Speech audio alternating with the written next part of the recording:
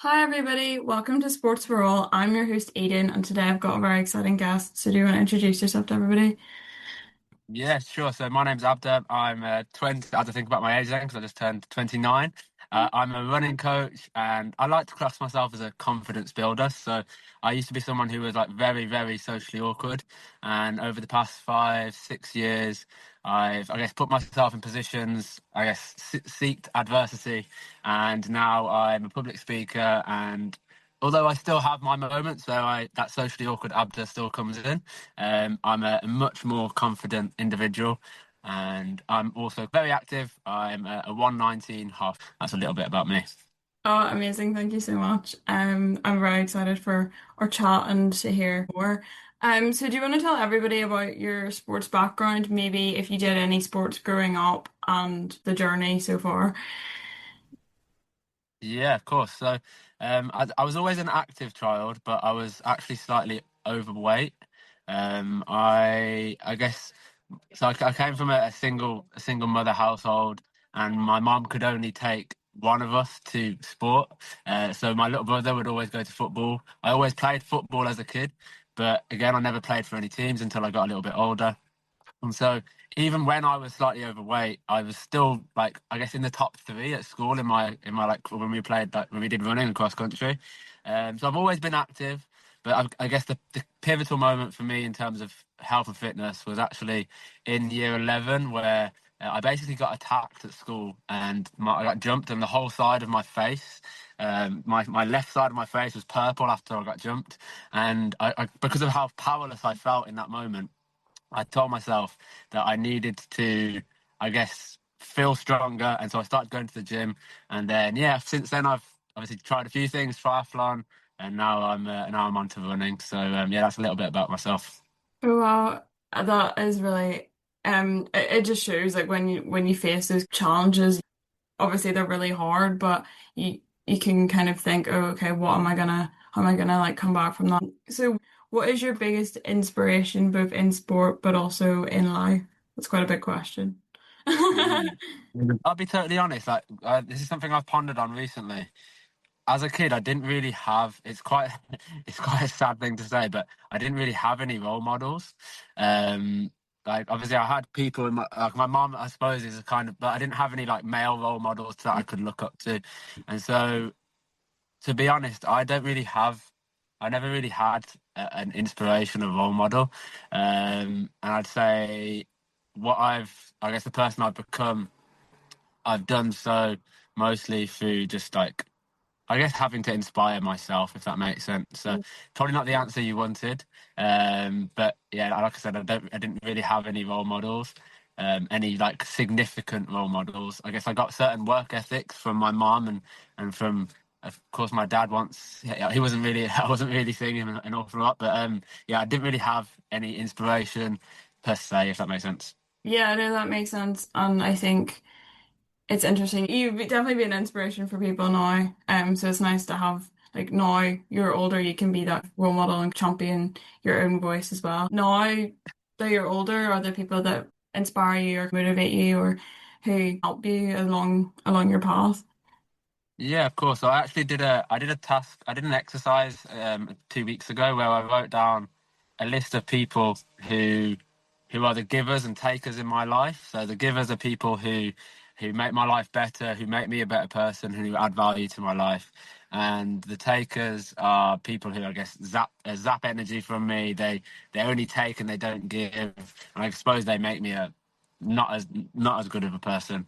And I guess a few of the people I wrote on that list in terms of most recently, I'd say, even though sometimes we may not always see eye to eye, so I'm still working 2 days a week in the property industry, and I guess my two bosses there, even though I guess, kind of butt heads from time to time, they do that because I guess I'm always quite transparent with them, and I suppose they're tough on me because I guess they see something in me, and so even though we don't always see eye to eye, we get the best out of each other, and I progressed a lot as a human being since working with them.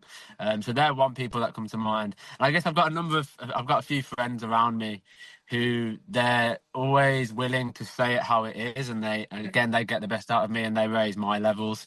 So yeah, I've got certainly a few people in my life now, because I've parted ways with some people in the past, and I've curated my environment over the past few years. And so I'd say, yeah, there certainly are people in my life who I'm honest with them. I tell them I give them my honest feedback, and likewise, they wouldn't be in my life if they didn't do the same with me. They're not yes people. They're not yes men. They're like genuine, authentic, and honest. Yeah, no, I love that. I think that's actually such a good exercise to do, especially at like different points in your life as well, because you're like, oh, actually, maybe now I need to think how these people are kind of impacting me at that point, and then maybe like 5 years from now, if those people are still around, maybe they aren't kind of necessarily the people that are there to support you in that moment, or maybe things have just changed in your life at that point. So yeah, I think that's really, really interesting, and it's really good that you've got some people now who can help you get through the hard days and keep you going and have that reflective piece as well. So my next question is, what do you think are some of the biggest skills that you've learned from being involved in sport growing up and now, and Um, how have they helped you in different parts of your life? Probably quite a big question as well. yeah, I would say the main two are, I guess, resilience and discipline. So Yeah. when I think it was 2021, I did something called 75 Hard. I'm not sure if you've ever heard of it, but it's essentially people call it a fitness challenge, but it's more like a mental fortitude challenge. So for 75 days, every single day, you have to do two forms of exercise. One of them needs to be outside. You have to drink 4 liters of water, no cheat meals or alcohol. Take a progress picture, 10 pages of a non-fiction book. And I've completed that 3 times. And throughout that period, the discipline that I created I guess it helped me with my time management as well. There's a number of things, but so I said that, yeah, the main two things from working out and training and sport have been discipline and resilience. And so I guess when you're at the 30-kilometer mark of a marathon, and you have that goal that's in your mind, but you're already flagging, and you could like slow down, but you have that goal. And so I guess that the resilience that is developed through training and these races and sport, you just take it into other areas of life. And so in other areas of life now, where maybe adversity comes my way, because of all the hard sessions I've done, the races I've done, I've just proved to myself, I have that evidence, and I proved to myself that I can do hard shit, and that I'm capable of persevering, if you know what I mean. Yeah, no, 100% I agree. And I think like that obviously sounds like super intense and obviously learned so much from it, but that resilience piece is so important. And I think like even when you're slightly younger, like you don't realize how that's been instilled in you. And then when you're older and you reflect on it, or you maybe face other challenges, you're like, actually, that's been something that I've developed over quite a long period of time, or even a short period of time. So yeah, no, 100% really agree.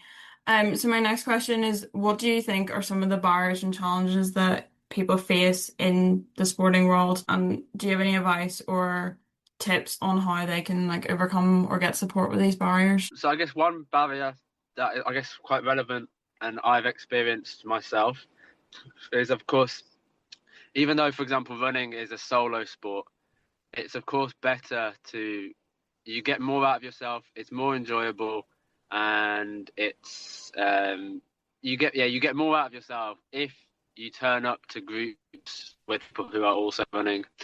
So I'm conscious that, certainly as someone who used to be quite self-conscious, socially awkward, and didn't really like, I guess, joining new groups, etc., there can sometimes be the barrier I'm discussing here is, I guess, people are sometimes apprehensive to join a new group, because sometimes they feel like they're not ready, they're not yet at the level to be able to join that group. Or sometimes they feel that they they feel like they're not ready physically, they feel like they're not yet fit enough to join said group, or they just don't feel comfortable to get involved with a new community. And so I guess the advice I'd certainly give, and it's something that I've certainly, I guess, had to go through myself, is I guess we're never actually fully ready. Like if we were to always wait until we're ready, nothing would ever happen. And so my advice is to turn up. And yes, okay, the first few sessions, you may feel like you don't fit out. You may be the person stood in the corner, not speaking to anybody. You may have maybe be the person at the back of the group because you're not fit enough. And okay, yeah, that's fine. But if you don't turn up, you're just going to remain training on your own, maybe being slightly less fulfilled. And I found that training with groups is a surefire way to not only progress as an athlete, but also to get that kind of that social environment that we crave as humans, if you know what I mean. Yeah, no, that 100% makes sense. And I think you're so right. Like taking that first step is just so hard a lot of the time.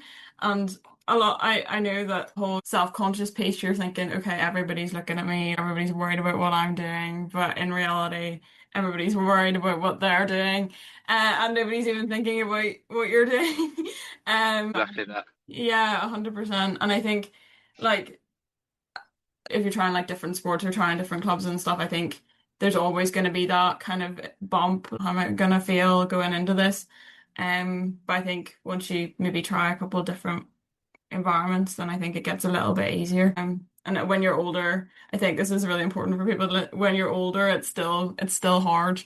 But I think again, kind of comes over time, which kind of segues quite nicely into my final question, which I like to ask everybody to end on. And you've already given some really good advice, but this one is, what advice would you give to a young person who wants to get involved but who doesn't have a lot of confidence?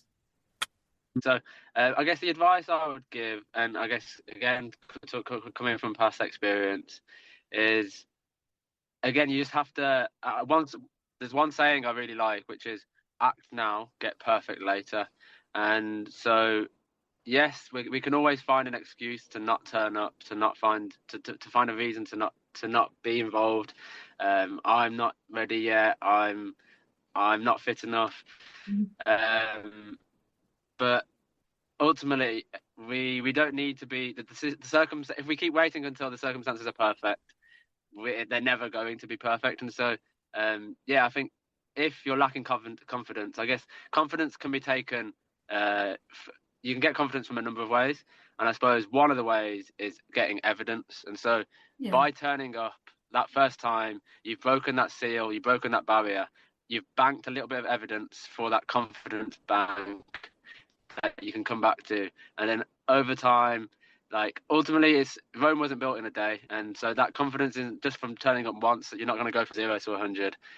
The same way how when I went to public speaking, I did public speaking classes for 3 years, Wow. and of course at the start I was absolutely outrageously rubbish. I was extremely like shy and very shaky, quite nervous. And it wasn't just turning up for one session that made me a public speaker. It was me turning up every 2 weeks and putting myself in the position to get on stage as many times as possible within each of those sessions. And the same applies with sport and confidence ultimately. So it's about not waiting for the circumstances to be perfect, just turning up, not being afraid to fail, because ultimately failure is failure leads to success, and failure certainly leads to confidence. So yeah, I'd say to summarize, I suppose, yeah, act now, get perfect later. I love that so much. Such a good piece of advice to end on. Well, thank you so much for being on. I've loved our conversation, and yeah, there's some great advice throughout. So thank you so much. No worries at all. It was a pleasure.